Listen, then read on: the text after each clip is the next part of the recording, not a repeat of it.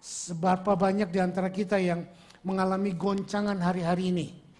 Covid dan suku bunga bank naik.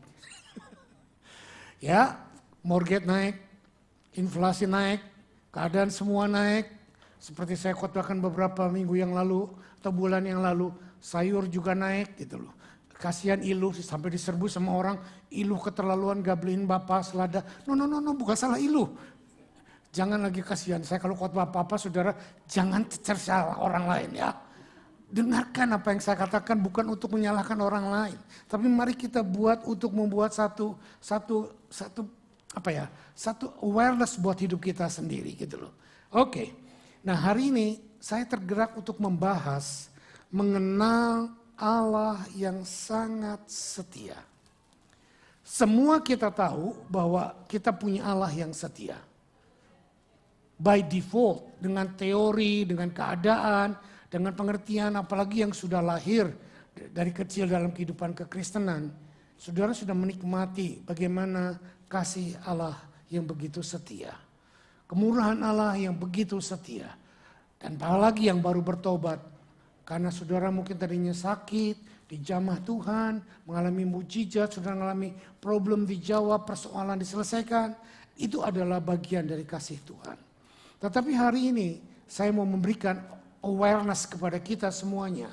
Bahwa kasih setia Tuhan bukan cuma sebagai ban serep atau pertolongan pada waktu kita membutuhkannya.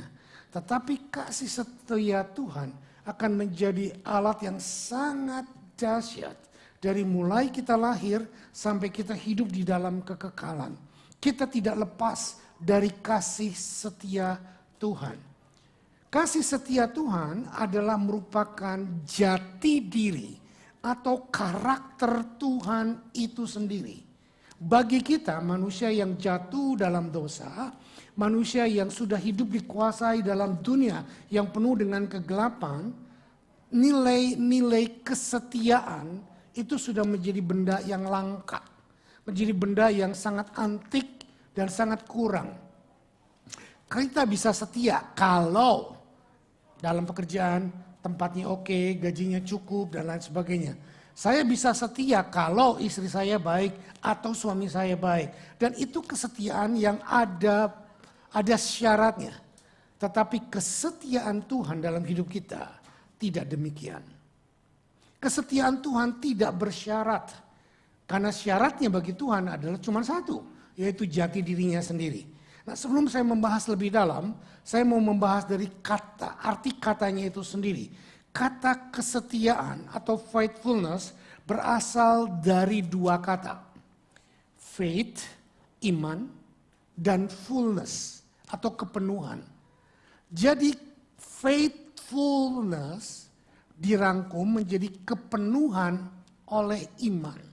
Nah, karena hidup kita penuh oleh iman, maka kita bisa menampilkan karakter Allah, yaitu kesetiaan. Tanpa saudara punya iman kepada Tuhan Yesus yang jati dirinya sangat setia, omong kosong kita bisa mendisplaykan, bisa mempraktekkan kesetiaan. Saya berapa kali mengkonseling orang pernikahan dalam ujung tanduk, dia berkata, "Pak, kalau terus-terusan seperti ini, kesetiaan saya pun bisa habis, cinta saya pun bisa berkurang karena stoknya habis. Saya nggak punya stok lebih banyak lagi." Secara manusia itu make sense banget. Tetapi saya bilang, karena kamu punya sumber kemampuan manusiamu very limited. Tetapi kamu punya satu sumber yang unlimited, yaitu kasih Tuhan dan kesetiaan Tuhan. Nah, kalau kamu menjadi anak Tuhan, kalau kamu hidup di dalam faith to God, to Jesus Christ, the features, the character, the benefit daripada Tuhan Yesus akan masuk ke dalam diri kita. Adalah omong kosong kalau kita menjadi anak Tuhan, tetapi karakter kita tidak diubah menjadi seperti Tuhan. Bukan anak Tuhan yang sebenarnya. Jadi faithfulness adalah seorang yang hidupnya penuh dengan iman, baru dia bisa setia. senggol kiri kanannya, dengar. Jadi tidak ada cara manusia untuk kita jadi setia. Karena kesetiaan kita pasti akan terbatas kepada keadaan. Selama masih menyenangkan, selama masih mendatangkan keuntungan, selama masih ada hal-hal yang kita bisa harapkan menjadi baik, kita bisa setia. Tetapi pada waktu kita tidak melihat itu, maka dalam sebuah rumah tangga pun kalau sudah tidak ada lagi yang diharapkan, ngapain lagi dipertahankan sebuah rumah tangga? It's very wrong concept. Nah, marilah kita belajar bahwa semakin kita mengenal pribadi Tuhan Yesus adalah pribadi yang sangat setia. Tuhan kita adalah pribadi yang setia kepada satu, dirinya sendiri. Dia tidak bisa menyangkali dirinya. Kedua, dia juga tidak menyangkali, tidak bisa membohongi firman yang sudah diucapkannya. Yang ketiga, dia dengar baik-baik. Saudara bisa loncat dari tempat duduk ini kaget. Dia setia kepada Anda dan saya yang dia ciptakan. Kita tahu dia setia kepada firman-Nya. Kita tahu dia setia kepada pribadinya. Tetapi jarang kita menyelidiki bahwa dia setia kepada kita yang dia sudah ciptakan. Karena dia menciptakan kita bukan karena iseng. Dia menciptakan kita bukan karena lagi nganggur. Dia menciptakan kita bukan karena untuk main-main. Tapi dia menciptakan kita dengan satu purpose. Dan purpose itu tidak akan berubah. Dan purpose yang Tuhan ciptakan di dalam diri kita adalah kesetiaannya akan memimpin kita untuk mencapai semua rencana dan destiny yang dia sudah tetapkan dalam hidup saudara. Regardless saudara jatuh dalam dosa, regardless saudara berbuat salah yang fatal. Terlalu banyak contoh di dalam Alkitab kalau kita melihat berapa banyak tokoh-tokoh Alkitab yang katakanlah yang paling disebut sebagai bapak orang beriman. Siapa? Abraham. Dia membuat mistake yang sangat besar. Dia tidak mengakui istrinya dan dia berbohong. Tapi rencana Tuhan dalam dirinya tidak berubah karena kesetiaan Tuhan. Daud, orang yang sangat dekat di hati Tuhan, Alkitab berkata. Tapi dia orang yang paling jahat yang mengambil istri panglimanya, membunuh panglima setianya dengan cuci tangan tanpa mau tahu orang lain. Tapi tetap rencana Tuhan dalam dirinya tidak berubah. Bahkan Alkitab mencatat, Daudlah yang Tuhan pilih untuk menjadi generasi yang melahirkan Yesus Kristus. Saudara lihat, kesetiaan Tuhan seperti ini. Bunga bank boleh naik, sawi boleh naik, mortgage boleh naik, apapun boleh naik. Kasih setia Tuhan tidak berubah. Amin. Istrimu boleh berubah, suamimu boleh berubah, anakmu boleh berubah, tapi Tuhan tidak pernah berubah. Dan tolong lihat saya sebentar, kasih setia Tuhan tidak selalu di-display, ngerti ya, di-display. Kasih setia Tuhan tidak selalu nampak di dalam kehidupan Anda sehari-hari. Sometimes Anda dalam penyakit, misalnya tiba-tiba kena sakit cancer. Lalu Anda berkata, di mana kasih setia Tuhan? Lalu mungkin yang bisnis, tiba-tiba bisnis Anda anjlok. Dan Anda berkata, kalau Tuhan mengasihi aku, kenapa hal ini harus terjadi? Dan terlalu banyak lagi reason-reason yang lain. Kalau memang Tuhan itu baik bagiku, kenapa anak-anakku berontak? Kenapa anak-anakku kurang ajar? Dan banyak reason yang lain, saudara bisa katakan. Tetapi saya mau berikan satu pikiran, bahwa kasih setia Tuhan tidak ditandai dengan situasi dan pengalaman Anda yang sedang terjadi. Karena mungkin Anda sedang mengalami keadaan buruk. Karena mungkin Anda sedang mengalami lembah-lembah kekelaman. Tapi itu tidak membuktikan Tuhan tidak setia kepada Anda. Nanti kita akan lihat. Kita lihat sekarang. Kolose 1 ayat 15 dan 17. Kolose 1 ayat 15-17 berkata demikian. Ia adalah gambar Allah yang tidak kelihatan, yang sulung lebih utama dari segala yang diciptakan. Saudara coba lihat saya sejenak. Kata ini yang sulung dan lebih segala yang diciptakan. Bukan berarti ia di sini adalah menunjuk Yesus. Yesus adalah gambar Allah yang tidak kelihatan, yang sulung, yang lebih utama dari segala yang diciptakan. Pengertian yang lebih unggul atau lebih utama dari segala yang diciptakan bukan berarti Yesus adalah bagian dari yang diciptakan. No. Jangan menerjemahkan ini.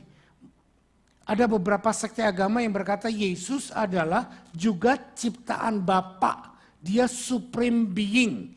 Dia the penghulu malaikat. Tetapi dia bukan Allah.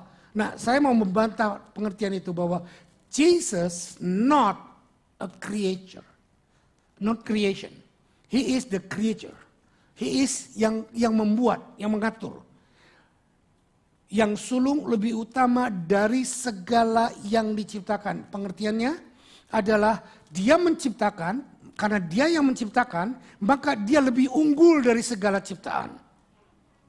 Segala ciptaan ini siapa? Malaikat, seluruh langit dan bumi dan segala isinya, semuanya ada di bawah kuasa dia.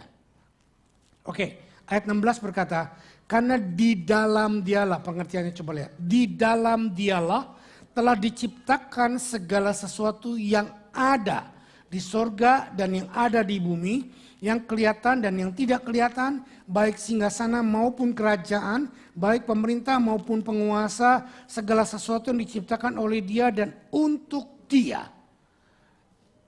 Pegang ini. Yang di sorga diciptakan siapa? Bukan Allah. Allah Bapa tidak diciptakan. Roh Kudus tidak diciptakan. Yang di sorga yang diciptakan siapa? Malaikat. Malaikat bukan cuma yang Anda lihat datang bawa pesan. Itu adalah messenger angel. Tetapi ada guardian angel. Ada warring angel. Mikael dan lain sebagainya. Bahkan ada cherubim, ada serafim. Nah, saya dari Indonesia beberapa 2 minggu yang lalu lah. Dan saya mendengar di Indonesia sekarang ada sekelompok gereja yang sangat menyembah dan mengagungkan pekerjaan para malaikat. What? Saya bilang macam-macam mana pula lagi, Pak. Mereka sangat terkagum-kagum dengan kehebatan malaikat.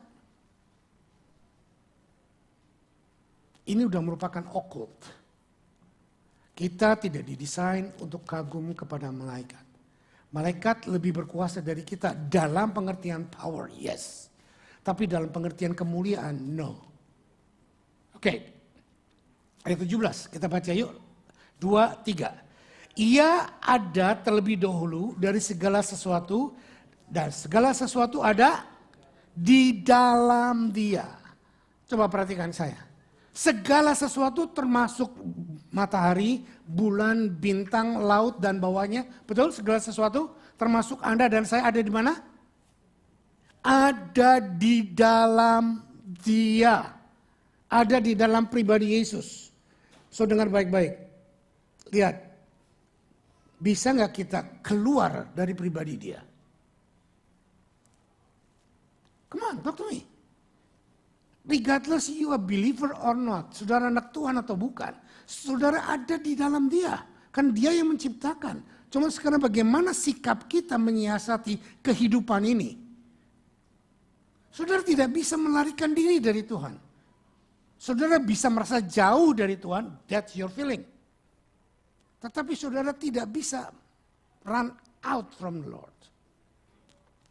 Kasih setia Tuhan, kehebatan Tuhan merangkum kita ada di dalam dia. Kita lihat ayat yang lain. Mazmur 89 ayat 1-2. Nyanyian pengajaran Etan dari orang Ezrahi ayat 2. Aku hendak menyanyikan kasih setia Tuhan selama-lamanya. Hendak memperkenalkan kesetiaanmu dengan mulutku turun-temurun. Sebab kasih setiamu dibangun untuk selama-lamanya. Kesetiaanmu tegak seperti, masukkan ini ke dalam hati-hati saudara. Kasih setia Tuhan berlaku untuk selama-lamanya. Everlasting, eternal, dan tidak berkesudahan. Kasih setia Tuhan tidak tergantung Anda bayar perpuluhan atau tidak. Kasih setia Tuhan tidak tergantung Anda puasa atau tidak kalau Sabtu. Kasih setia Tuhan tidak tergantung Anda baca Alkitab atau tidak. Kasih setia Tuhan tidak tergantung kepada perbuatanmu. Dan satu lagi yang paling mendasar, kasih setia Tuhan tidak terpengaruh Anda berdosa atau Anda kudus. Nah, kamu ini. Kasih setia Tuhan berlaku selama-lamanya atau abadi dan tidak berubah walaupun musim, cuaca, keadaan ekonomi, keadaan politik berubah silih berganti.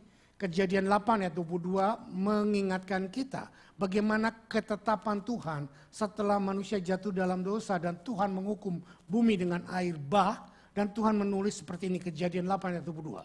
Selama bumi masih ada, takkan berhenti-hentinya musim menabur, musim menuai, dingin dan panas, kemarau dan hujan, siang dan malam.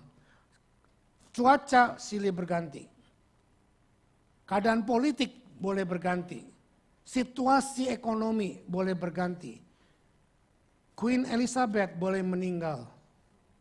Prince Charles boleh naik menjadi King Charles III. Itu semua tidak merubah kasih Tuhan. Politik England boleh berubah karena rajanya berubah.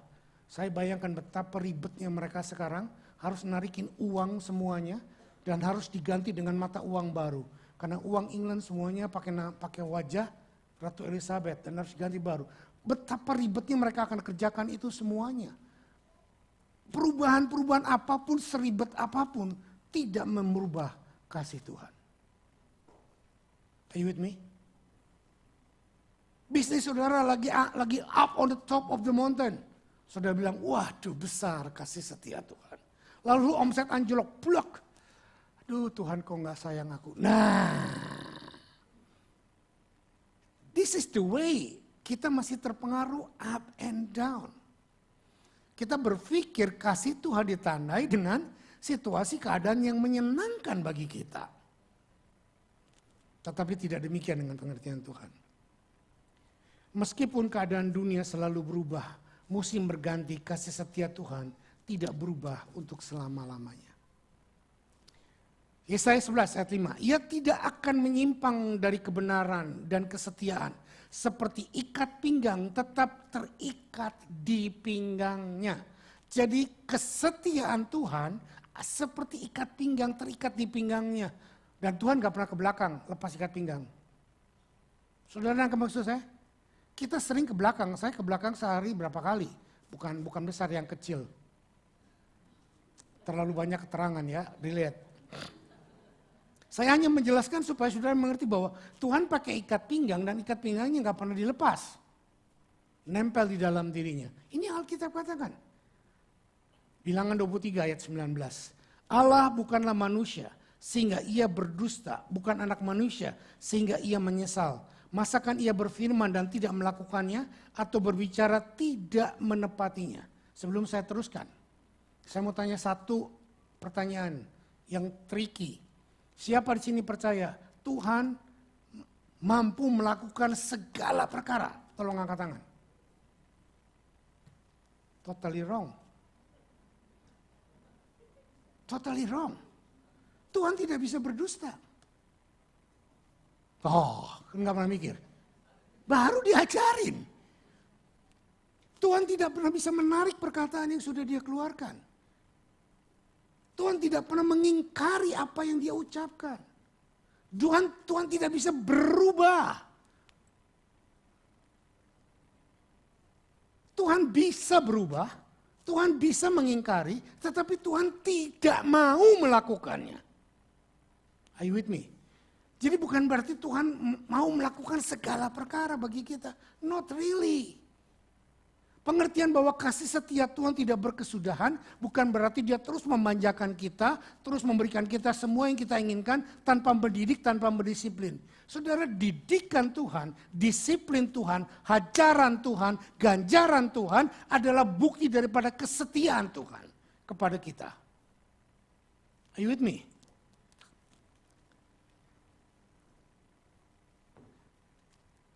Mazmur 119. Ayat 90, kesetiaanmu dari turun-temurun, engkau menegakkan bumi hingga tetap ada. Jangan angkat tangan. Saya mau tanya lagi pertanyaan, siapa di antara kita yang suka bingung?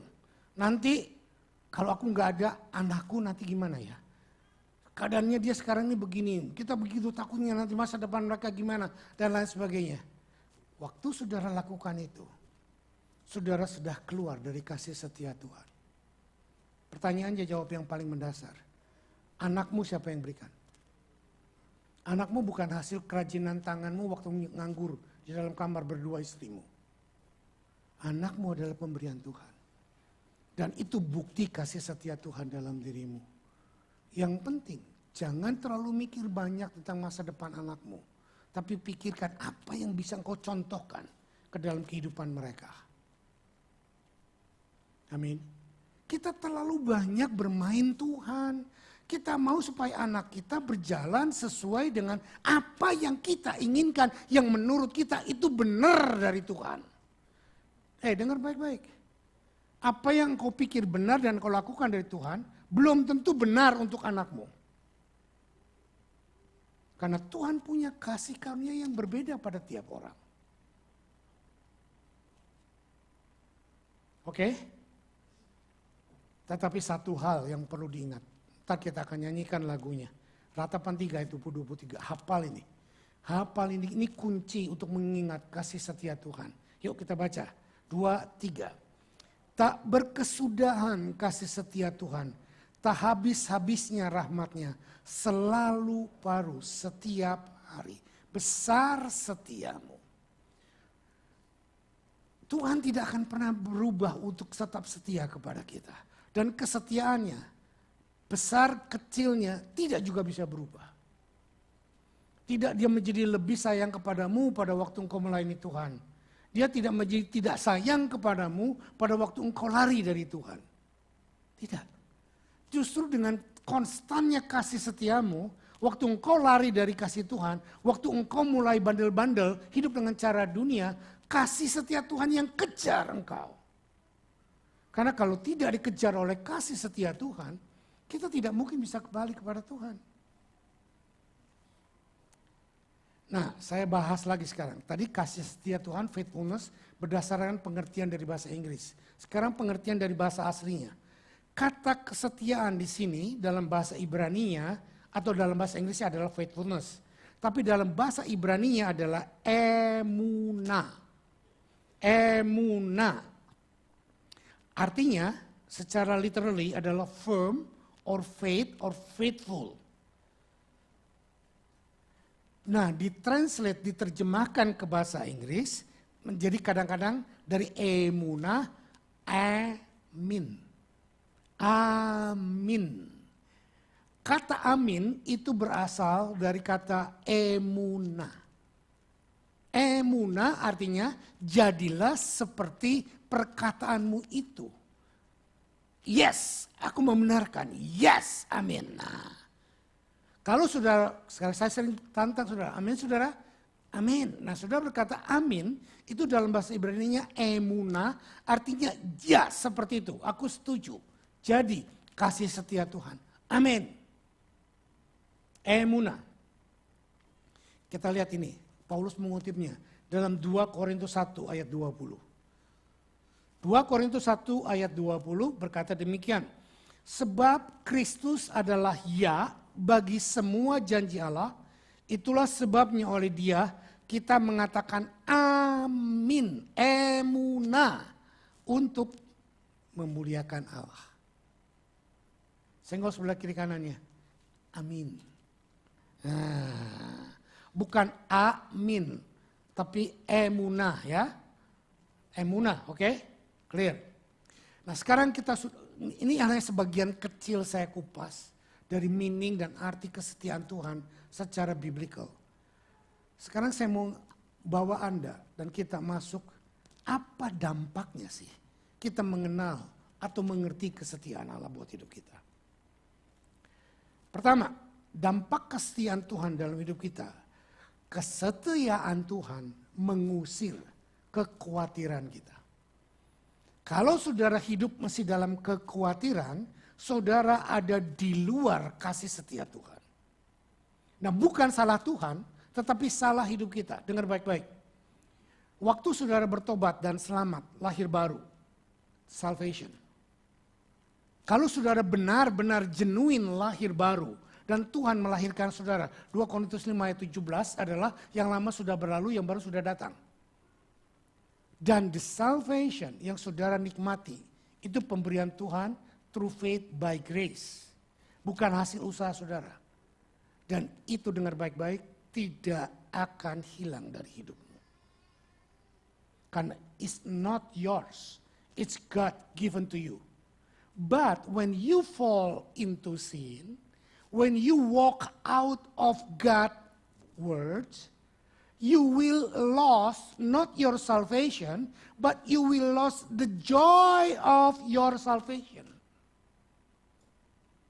Saudara akan kehilangan sukacita pertobatanmu. Loh, katanya jadi anak Tuhan, kok hidupnya masih begini? Nah, itulah poinnya. Because you are violent. Saudara membangkang, saudara berontak, saudara keluar dari kasih karunia Tuhan, maka the joy of salvation, the benefit of salvation yang seharusnya saudara miliki, saudara tidak miliki because you choose not to have it. Nangkap sampai sini? Dulu pengertian kita pikir bilang hilang keselamatan kita. No, yang hilang the joy of salvation. Kita lihat Ibrani 10 ayat 22-23. Karena itu marilah kita menghadap Allah dengan hati nurani yang kudus dan ikhlas dan keyakinan iman yang teguh. Oleh karena hati kita telah dibersihkan dari hati nurani yang jahat dan tubuh kita telah dibasuh dengan air yang murni. Marilah kita teguh berpegang pada pengakuan tentang pengharapan kita sebab Ia yang menjanjikannya setia.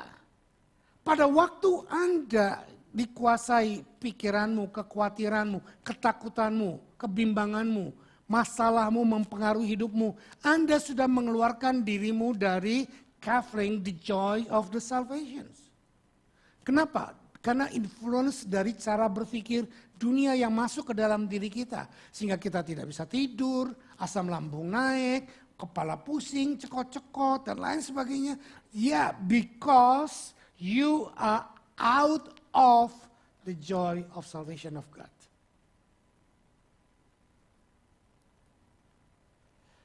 Wahyu 1 ayat 5 lebih menegaskan kepada kita seperti ini. Dan dari Yesus Kristus, saksi yang setia. Perhatikan, kata saksi di sini nggak cukup pengertiannya.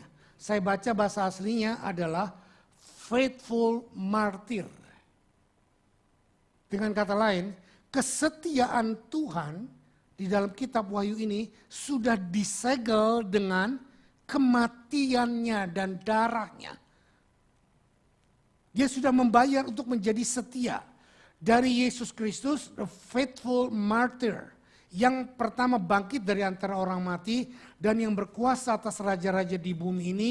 Bagi Dia yang mengasihi kita, yang telah melepaskan kita dari dosa kita oleh apa?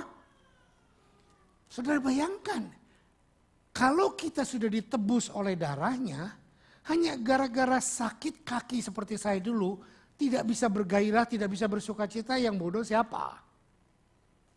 Terus nyalain Tuhan. Kalau Tuhan baik, kenapa Dia izinkan aku ngalami kayak gini? Padahal aku kan gak apa-apa, cuman berenang. Nah, saudara, kita terlalu banyak cari kambing hitam. Kalau gak ada kambing hitam, kambing putih kita cat hitam. Ya kan? Untuk membenarkan diri kita, menyalahkan Tuhan, menyalahkan lingkungan, menyalahkan orang lain. Yang perlu disalahkan waktu engkau dalam kekhawatiran, yang kau perlu salahkan adalah salibkan cara berpikirmu. Menyerah kepada Tuhan. Sudah loh, saya sudah nyerah. Saya sudah doa Tuhan, aku serahkan kepadamu. Amin. Tapi waktu amin, engkau langsung mikir lagi, ya nanti kalau gini gimana ya. Nah, saudara bukan menyerahkan, saudara hanya mengatakan menyerah. Tapi kalau saudara menyerahkan, saudara leave it to God. Don't take it again.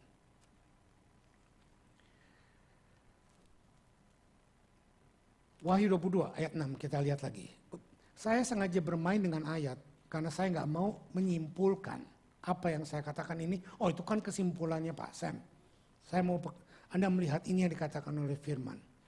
Wahyu pasal 22, Wahyu pasal 1, sudah ya, Wahyu pasal 1 ayat 5, sekian 22 ayat 6. Lalu ia berkata kepadaku, perkataan-perkataan ini tepat dan benar, dan Tuhan Allah yang memberi roh kepada para nabi telah mengutus malaikatnya untuk menunjukkan kepada hamba-hambanya apa yang harus terjadi. Nah, saya melihat perkataan-perkataan ini tepat dan benar, artinya kurang menohok.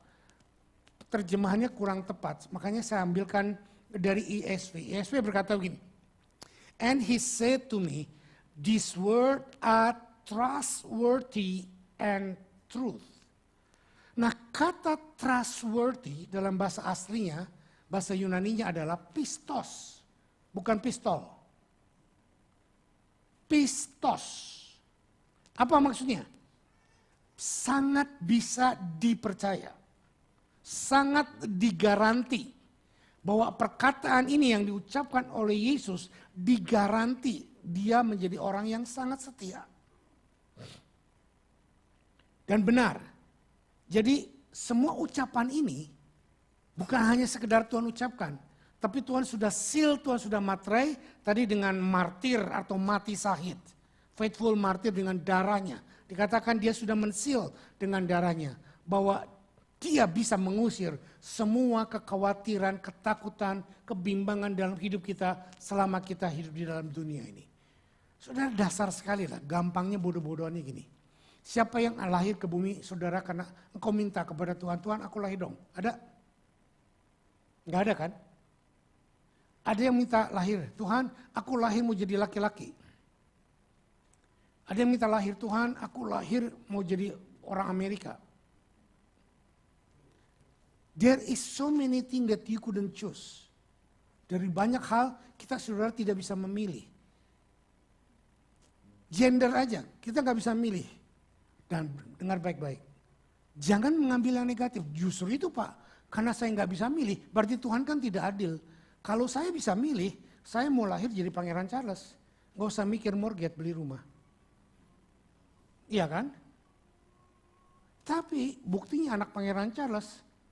Ada yang keluar dari royal. Karena mereka gak tahan dengan atribut royalty. Nah inilah dunia, saling menyalahkan. Tetapi so many things that you couldn't change, it's ordained by God. Itu belum titik, itu koma. God give you his power and faithfulness to go through it. Saya merasa sangat yakin bahwa Tuhan menempatkan saya di bangsa Indonesia. Dan saya nggak pernah malu kemanapun saya mengaku bangsa Indonesia. Dan saya pernah mau minta berubah menjadi warga negara gara-gara mau pelayanan ke Amerika kemana susah bingit. Mesti minta paspor ini, mesti minta visa itu, minta itu. Dan saya satu kali pernah di atas pesawat di Amerika datang jadi orang top saudara. Cap jempol, cap jari, gitu mata di set, di float, suruh nunggu di ruang khusus, di interview. Mending kalau masuk TV, saudara enggak. Just because I'm Indonesian and my name is Yusuf. Mereka enggak lihat nama saya Samuelnya. Mereka lihat nama saya Yusuf. Dan saya sempat marah sama Tuhan, saya bilang Tuhan, ini diskriminasi banget. Aku rubah aja dan warga negaraku jadi warga negara Australia supaya gampang. You know what? In the middle of the night, di tengah malam di atas pesawat. Tuhan marah sama saya. Tuhan bangunkan saya lagi tidur, Tuhan ngomong sama saya. Hanya urusan kecil tek-tek bengek seperti ini kamu marah sama aku. Aku lahirkan kamu. Tuhan kasih satu ayat. Seperti aku melahirkan anakku Yesus di Nazaret. Baca ayat itu. Is there anything good come from Nazareth? Kenapa aku memilih Yesus melahirkan di Nazaret? Kenapa enggak aku pilih dia lahir di Yerusalem, di kota yang besar, kota yang terkenal? Justru di tengah-tengah ketidakadabaikan, Tuhan melahirkan hamba-hambanya. Halo? Kalau Anda lahir dari suku yang hebat, dari keluarga yang hebat, dan Anda berprestasi hebat, cengli. Anda nggak perlu Tuhan. Tapi kalau Anda dari keluarga yang sangat minim, tidak berpendidikan, dan tidak punya alasan untuk jadi orang hebat. Tapi Tuhan memberkatimu dengan kasih setia dan karunia. Dan Anda menjadi berkat bagi banyak orang. Hanya Tuhan yang bisa mengerjakannya. Are you with me? So jangan mengeluh dalam hidup ini. Kasih setia Tuhan itu luar biasa. Kasih setia Tuhan mengusir ketakutan, mengusir kekhawatiran. Kita baca Mazmur 119. 89 sampai 90. Untuk selama-lamanya ya Tuhan, firman-Mu tetap teguh di sorga. Kesetiaan-Mu dari turun-temurun, Engkau menegakkan bumi sehingga tetap ada.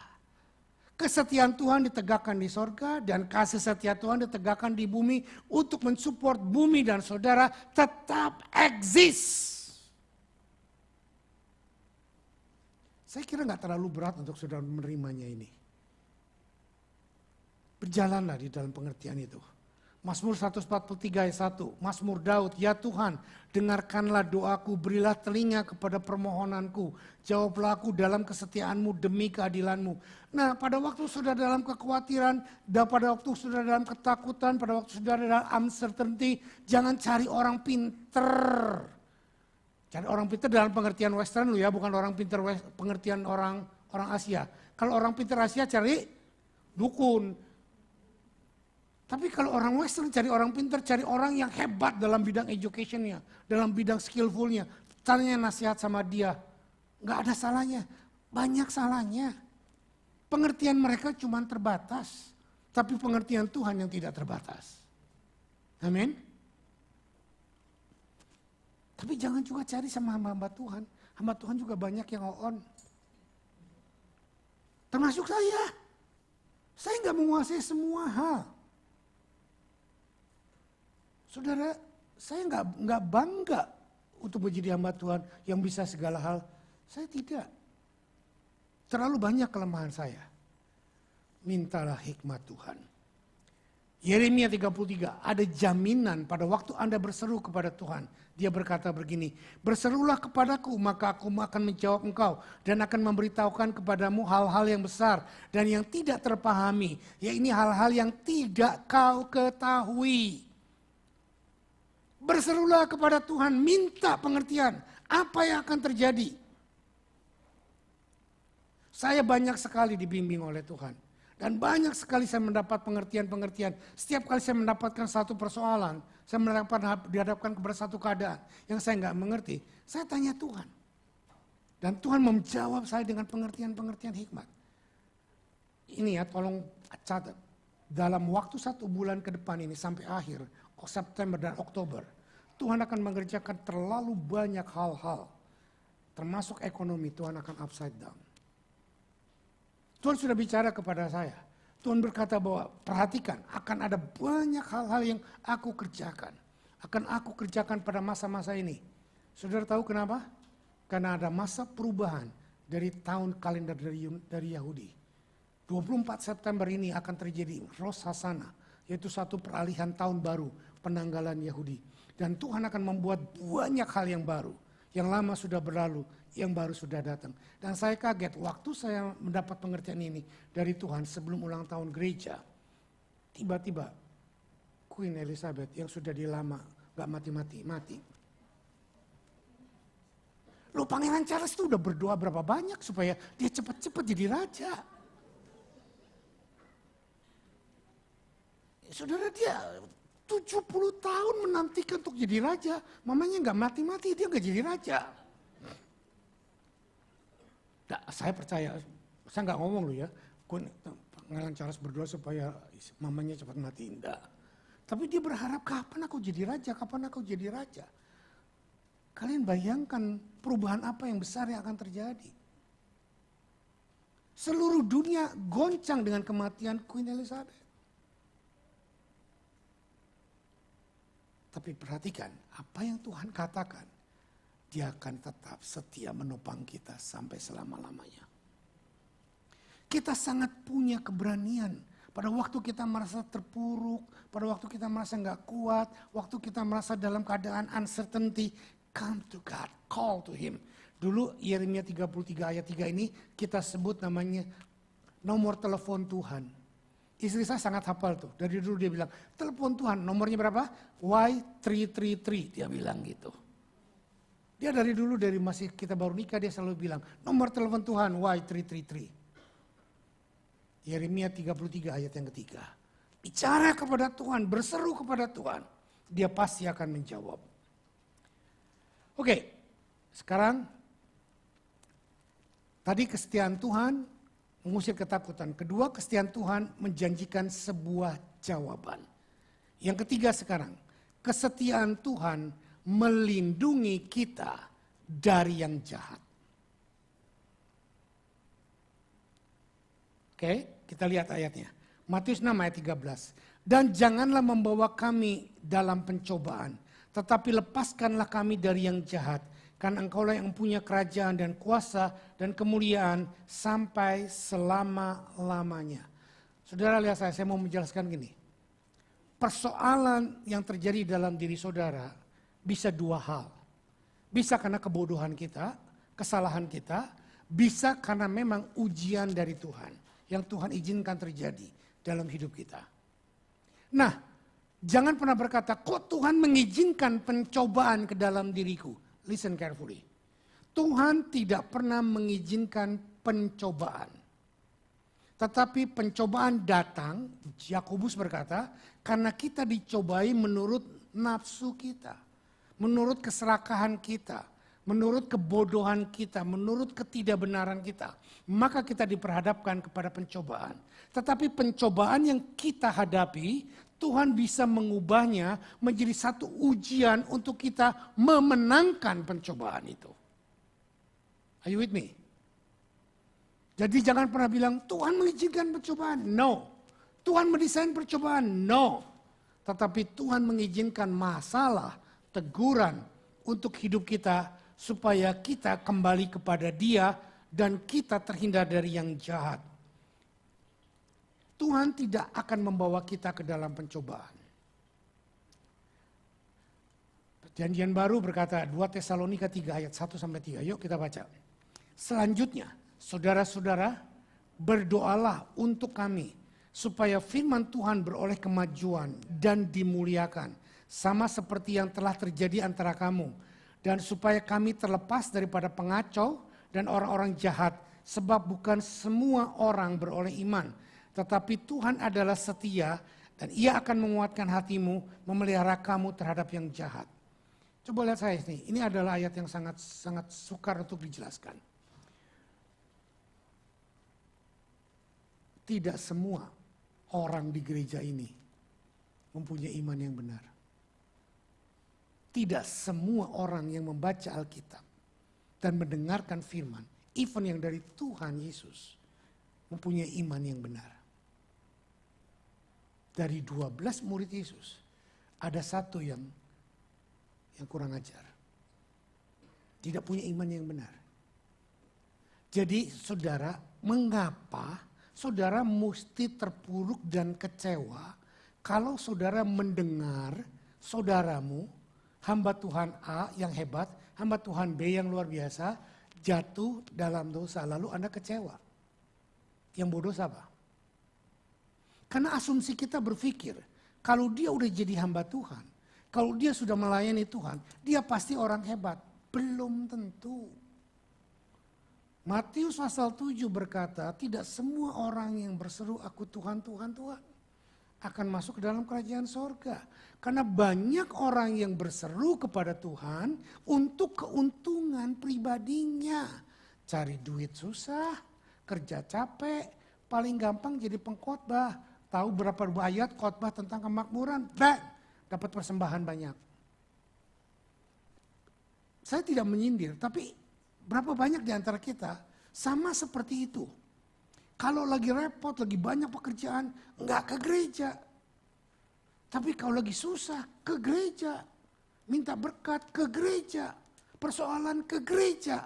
Dan kalau lagi dalam keadaan apalagi lagi rumah tangga, ribut, diancam masalah, jadi maha hadir. Ibadah pagi datang, ibadah sore datang, doa malam datang, doa puasa datang, semua datang. Kenapa? Karena hidupku dalam pergumulan, Pak. Hidupku dalam pergumulan, Om. Tapi begitu dijawab Tuhan, berkat luar biasa. Baru kakinya keselio sedikit. Kenapa enggak ke gereja? Sakit Pak. Sakit. Enggak nyindir, tapi inilah kenyataannya. Dia lupa kasih setia Tuhan lebih daripada sakit kakinya. Dia lupa kasih setia Tuhan lebih daripada omset bisnis yang sedang anjlok. Dia lupa kasih setia Tuhan lebih dari problem rumah tangga yang sedang dihadapinya. Kita selalu mendefinisikan kasih setia Tuhan dalam keadaan yang enak, semuanya oke. Mari hari ini kita belajar bahwa kasih setia Tuhan juga mengizinkan kita berjalan di lembah-lembah kekelaman. Tetapi yang Tuhan janjikan, Dia akan selalu memberikan jawaban dalam hidup kita. Jangan izinkan ketakutan. Kedua terakhir. Kesetiaan Tuhan membuat kita memuji Dia. Siapa tadi diberkati dengan tim PW? Berikan tepuk tangan dong. Saya bukan menyindir, tapi saya mau menghimbau. Alangkah baiknya kalau tim PW kita tiap minggu seperti ini.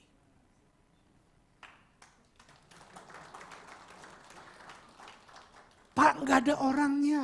Ada orangnya, bukan nggak ada. Cuman orangnya nggak mau terlibat. Pak, repot. Iya, repotlah terus. Tapi kasih setia Tuhan, kalau Anda hidup dalam kasih setia Tuhan, Anda akan memuji Tuhan, tidak akan tertahankan. Bukan cuma tim PW yang memuji Tuhan, tapi untuk jemaat kita juga nggak perlu worship leader, song leader sini. Mari angkat tangan, nggak perlu angkatlah tangan, nggak perlu angkat kaki. Nyanyilah, nggak perlu dipompa-pompa. Ayo menyanyi dengan sekuat tenaga, nggak perlu. When you receive, when you know, when you enjoy the faithfulness of God, maka you cannot help. Dari dalam hidupmu akan keluar puji-pujian. Dari dalam hidupmu akan keluar kata-kata ucapan syukur. Mazmur 89 ayat 1 dan 2. Aku hendak menyanyikan kasih setia Tuhan selama-lamanya. Hendak memperkenalkan kesetiaanmu dengan mulutku turun-temurun. Sebab kasih setiamu dibangun untuk selama-lamanya. Kesetiaanmu tegak seperti langit. Yes, I'm fully understand. Memuji Tuhan tidak hanya di gereja. Pak, memuji Tuhan kan tidak perlu hanya di gereja, di rumah juga. Tapi saya mau ngomong, kalau di gereja saja Anda malas memuji Tuhan, apalagi di luar. Kalau di gereja saja mulutmu tertutup bungkam, nggak mau menyanyi. Bohong kalau di luar bisa nyanyi. Apalagi di depan orang yang nggak kamu kenal bisa nyanyi. Come on. Don't talk to baby, talk to me. Karena kasih setia Tuhan yang melimpah dalam hidup kita begitu luar biasa. Sehingga kita tidak bisa lagi haleluya, pelan-pelan. Sementara matanya kosong, nerawang kemana-mana. Sementara pengurus leader di sini. Ya, dia saudara di situ, ya terserah lu lah. Mari, kalau kita mengerti kasih setia Tuhan yang begitu besar. Jangan terpukau hanya melihat keadaanmu yang sekarang mungkin sedang buruk. Kalau saya mau flashback, air mata ini nggak bisa dibendung, saudara. Kalau saya boleh ada saat ini sebagaimana saya ada, it's all because of His grace. It's all because His faithfulness. Saya berapa kali pernah diancam kematian, tapi lewat. Itu semua hanya karena kasih setia Tuhan. Dan saya nggak pernah hutang bank, saya nggak pernah kekurangan keuangan. Itu bukan karena saya jago bisnis, bukan saya keluarga dari kaya, tapi itu semua karena kasih setia Tuhan. Dan saya punya istri, punya anak-anak, punya cucu yang sangat diberkati Tuhan. Itu pun karena kasih setia Tuhan. Bukan karena saya baik mengajar mereka. Bukan berarti mereka nggak pernah buat masalah, banyak masalah. Tapi mari kita ingat, kita flashback, ingat kasih setia Tuhan. Mazmur 89 berkata begini, Sebab itu langit bersyukur karena keajaiban-keajaiban-Mu ya Tuhan. Bahkan karena kesetiaan-Mu di antara jemaah orang kudus. It is good when we are in the church, we worship God, we sing praise to God, memuji kasih setia Tuhan dengan hati yang penuh dengan sukacita. Bukan dengan ekspresi yang dipompa-pompa, bukan sepertinya diajarkan God is good all the time. It's okay lah semuanya, tetapi kalau itu tidak keluar dari hati yang penuh dengan ucapan syukur karena kesetiaan Tuhan, kita sama aja dengan orang munafik. Tetapi pada waktu kita merasakan kasih setia Tuhan dan kasih setia Tuhan hidup dalam hidup kita, dengar baik-baik. You cannot help. Saudara tidak bisa menahannya. Karena kasih setia Tuhan akan membuat kita bukan cuma mengucapkan kata-kata pujian, tapi sikap kita kepada Tuhan, sikap kita kepada orang-orang di sekitar kita, it's totally different. Hiduplah dan kuasailah hidupmu dengan kasih setia Tuhan. Mazmur 89 ayat 8. Ya Tuhan Allah semesta alam, siapakah yang seperti Engkau? Engkau kuat ya Tuhan dan kesetiaan-Mu ada di sekelilingmu. Saudara, kalau saya boleh khotbah di tempat ini, saya nggak pernah lulus sekolah Alkitab. Ijazah som aja saya nggak punya. Saya nggak punya kemampuan untuk belajar teologi secara standar kualitas. I don't have the quality for preaching. But because of kasih setia Tuhan yang memampukan saya. Saudara mungkin bertanya, kenapa Om Sam kalau hari Sabtu susah diganggu gugat? Listen carefully. Because I know that I don't know much about God. And I want to glorify God. Saya membuangkan waktu berjam-jam untuk belajar, menulis firman, merenungkannya, untuk bisa menjadi berkat buat saudara. Do you think I like it? No, I don't like it, but I want to do it. Because I want to display the goodness and the faithfulness of God. Siapa sih yang gak pengen diajak traktir makan? Siapa sih yang gak pengen diajak pergi kemana-mana? Tetapi saya selalu membatasi diri, kenapa? Bukan karena sombong, bukan karena introvert. But I know for sure that I couldn't do without it. Are you with me? Saya mohon maaf kalau saudara mungkin salah mengerti kepada saya, kenapa Om Sam susah sekali diajak pergi. Bukan susah. Kalau memang waktunya luang, saya suka mau. Siapa sih yang gak suka diajak makan enak? Tapi saya lebih memilih untuk membatasi diri saya. Saya tahu banyak yang kerja setengah mati, kerja berat, kerja keras. Tetapi jangan kalahkan jam-jam keintiman dan ibadah Anda dengan hal-hal yang perkara-perkara duniawi. This is my strong suggestion for you. Karena at the end of the day, semua itu akan fana, semua itu akan lewat. Yang saudara persiapkan, yang saudara korbankan hanya untuk bertahan sepanjang-panjangnya kayak Ratu Elizabeth 96 tahun. Tetapi yang saudara perhatikan untuk seluruh hidupmu, hidup dalam kesetiaan Tuhan dari kekal sampai kekal. Mari jangan salah prioritas. Mari kita hidup di dalam kasih karunia Tuhan. Di dalam ruangan ibadah, song leader gak perlu mompa-mompa. Come on, saudara gak perlu. Karena begitu kita mengerti kasih karunia Tuhan ada di dalam diri kita, kita akan berkata, semua dari Tuhan. Dengan sangat indah suasana ibadah akan tercakup. Pak, gak semua orang begitu. Don't worry. Gak usah perlu dengan orang lain. Kenapa kita mesti perlu judge kehidupan orang lain? Yang penting bawa diri kita sendiri.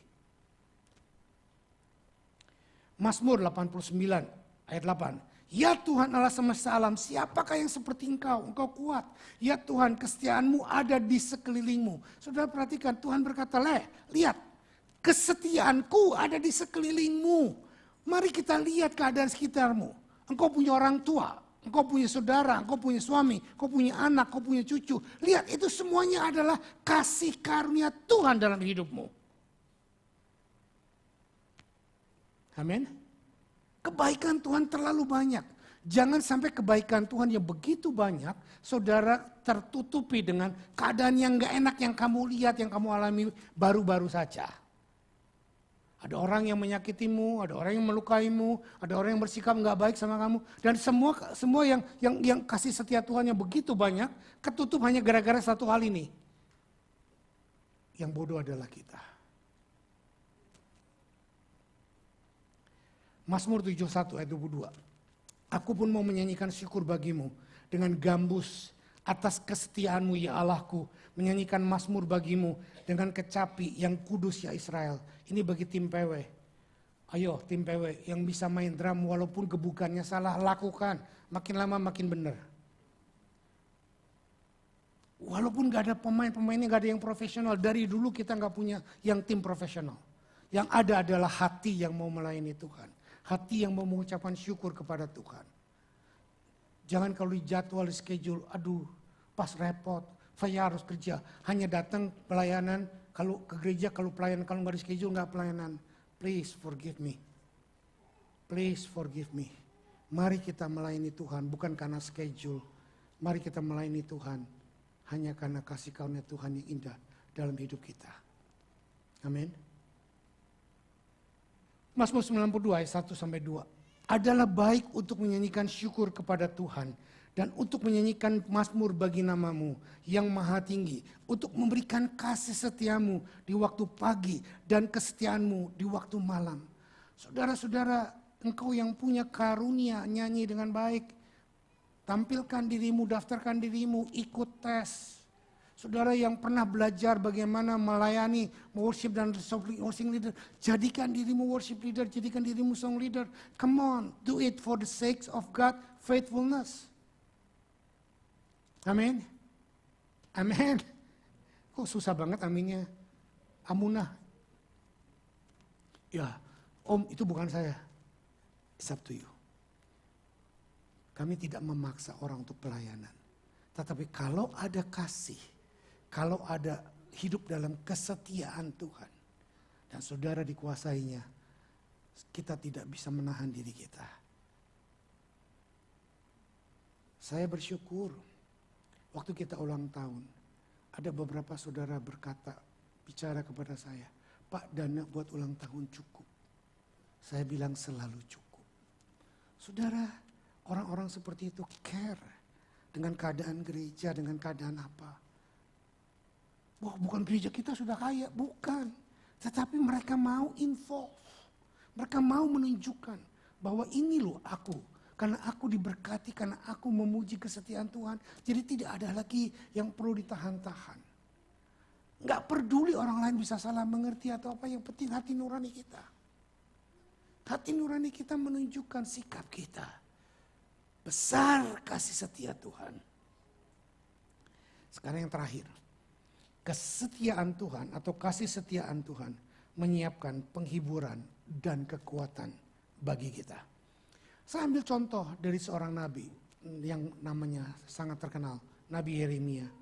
Nabi Yeremia adalah nabi yang hidup pada waktu bangsa Israel dijajah oleh Babilonia. Dan dia melihat begitu buruknya, begitu banyak kehancuran terjadi pada bangsanya. Sampai seluruh peralatan kemah suci bait Allah pun dirampas dan dibawa oleh Raja Babilonia dan dibawa ke negara Babilonia. Dan dia menulis satu kitab yang sangat tidak enak dalam telinga kita. Yang dalam bahasa Indonesia disebut ratapan. Meratap, meratap, meratap. Dia meratap bukan putus asa melihat keadaan buruk. Tetapi dia meratap menyesali sikap bangsanya. Dan sudah tidak lagi menghargai kasih setia Tuhan. Ratapan 3 ayat 16 dan 18 berkata demikian. Ia meremukkan gigi-gigiku dengan memberi aku makan kerikil. Ia menekan aku ke dalam debu. Engkau menceraikan nyawaku dari kesejahteraan. Aku lupa akan kebahagiaan. Sangkaku, hilang lenyaplah kemasyuranku dan harapanku kepada Tuhan. Yeremia melihat bangsanya, sukunya, negaranya hancur. Dan dia berkata meratap kepada Tuhan. Tuhan, engkau meremukkan gigi-gigiku dan memberi aku makan kerikil. Dan aku ditekan hidup di dalam debu. Engkau menceraikan nyawaku dari kesejahteraan. Aku lupa akan kebahagiaan. Sangkaku hilang lenyaplah kemasyuranku dan harapanku kepada Tuhan. Saudara, saya mau ngaku jujur di hadapan saudara. Saya pun meratapi gereja kita, khususnya PW-nya. Saya sering menangis. Dulu PW kita terkenal bagus, bahkan sangat dipuji. Dan saya sudah bicara kepada banyak orang, termasuk kepada anakku. Ayo benahi PW, ayo benahi PW. Tapi sepertinya keluhan saya tidak didengar. Maka saya mengeluh kepada Tuhan. Dan saya dapat pelajaran ini. Makanya saya ngeluh kepada saudara sekarang. Supaya keluhan saya didengar. Semua tim PW mendengar. Kita punya aset untuk membenahi present worship kita. Waktu kita hidup di dalam kasih karunia Tuhan. Kita tidak bisa menahan untuk mengeluarkan ekspresi lewat puji-pujian. Yang berikut, lagi-lagi ratapan. Ratapan 3 ayat 19-23. Ingatlah akan sengsaraku dan pengembaraanku, akan ipuh dan racun itu. Jiwaku selalu teringat akan hal itu dan tertekan dalam diriku. Tetapi hal-hal inilah yang kuperhatikan. Oleh sebab itu aku akan berharap. Tak berkesudahan kasih setia Tuhan. Tak habis-habisnya rahmatnya. Selalu baru setiap pagi. Saya tidak putus asa dengan keadaan drop. Suasana pujian, suasana attendance gereja kita. Saya tidak marah, saya tidak kecewa. Tetapi saya punya ratapan kepada Tuhan. Dan saya berharap bahwa one day and very short day. God will raise up our church again. Tuhan akan membangkitkan pahlawan-pahlawan iman di gereja kita kembali. Sehingga gereja kita bukan dikenal, tetapi gereja kita menjadi suatu trademark. Kalau engkau mau mencari hadirat Tuhan, kalau engkau mau mendengar kasih setia Tuhan, kalau engkau mendengar pengajaran yang benar, datang ke gereja Rock Sydney. Itu kerinduan saya, itu harapan saya. Dan saya mau, tim PW bersama dengan saya hari ini. Mari kita naikkan lagu pujian. Great is thy faithfulness. Oh God, my Father, there is no shadow or turning with thee. Thou changest not, thy compassion they feel not. As thou hast been, thou forever will be. Great is thy faithfulness. Great is thy faithfulness. Morning by morning, new mercies I see. All I have needed, thy hand hath provided. Great is thy faithfulness, Lord, unto me. Summer and winter, and springtime and harvest, sun, moon, and star, in their courses above, join with all nature in manifold witness to thy great faithfulness, mercy and love, pardon and sin and peace that endureth, thy own dear presence to cheer and to guide, strength for today and bright hope for tomorrow, blessing all mine with 10,000 beside.